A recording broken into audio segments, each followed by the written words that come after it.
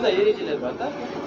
Ушуга ошону эске алсаңар, бактылуу жашоого мүмкүнчүлүк болот.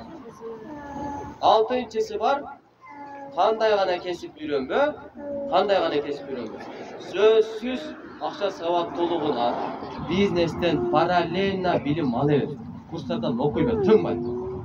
Неге десе, силер кедей жашаган келбейт да, туурабы?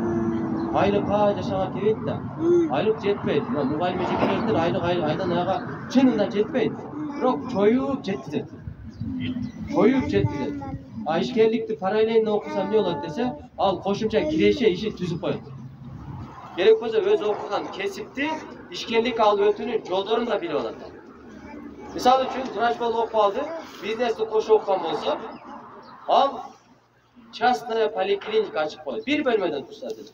Эгер жакшы врач боло берсе, клиенти көбөйүп кетет, кийин больницага айланат, частная больница. Зато ал элдерге ден соолугуна пайда берет, элдер баары акча төлөйт. Ыраазы болуп төлөйт, жакын айтпаса. Кесигиңден далек боласың, бизнеске кыласың. Архитектор болуп окудуң. Сен бирөөнүн колдон айлыкка иштебейсиң, өзүң заказ аласың, фирмалардан. Бизнес түшүрөсүң да, соодалаша аласың. Ашпазчы болдуң, Россияга барып пиццага иштебейсиң. Дароо эле ашкана ачасың же кафе ачууга уктуласың. Анткени бизнес окугансың. Бизнес окусаң күчтүү мусулман болосуң. Кесибиңде дагы, акча табууда дагы. Түшүнүп-түшүнбөдүңбү? Эми 6 нерсени айттым.